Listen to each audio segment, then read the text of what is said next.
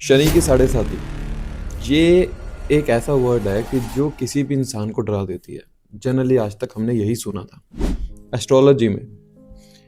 लेकिन मेरा ये मानना है कि शनि के साढ़े साती जब इंसान के ऊपर आती है तो एक्चुअली में वो इंसान के जो 7.5 साल होते हैं ना, वो उसके लिए गोल्डन पीरियड के रूप में होते हैं।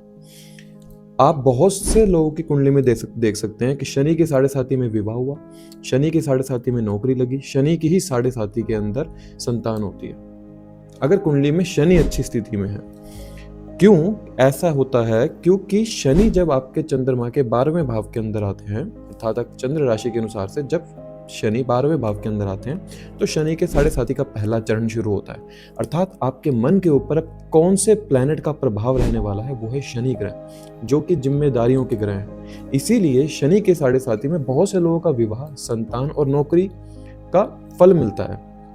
लोग क्यों डरते हैं इससे? एक्चुअली में इसलिए डरते हैं क्योंकि शनि एक स्ट्रिक्ट टीचर के रूप में काम करते हैं। उन्होंने आपको सिखाना है। जब 12वें भाव में आएंगे तो आपको खर्चों के बारे सिखाते हैं, आपको आपकी जिम्मेवारियों के बारे सिखाते हैं, आपको लोगों के चेहरे देखने में आते हैं कि कौन सा इंसान कैसा है आपके साथ। उस समय आपको अपमान सहना पड़ता है, वो अपमान सहकर ही आपका व्यक्तित्व बनता है। और जब शनि लगन के अंदर आते हैं 2.5 साल बाद, जो कि उनका दूसरा चरण होता है, तब इंसान को संताप मिलता है। संताप का मतलब होता है वो इस दुनिया की मोह माया से समहाउ अलग हो रहा होता है, डिटैच हो रहा होता है, जिसको कहते हैं कि शनि वैराग देते हैं।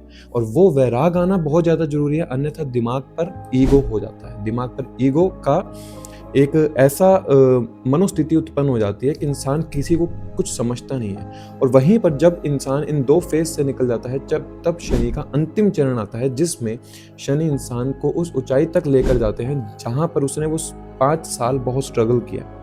इसलिए शनि की साढ़े साती डिपेंड ये करता है कि आपके कुंडली के अंदर शनि की स्थिति क्या है, उसके अनुसार शनि के साढ़े साती जाती है।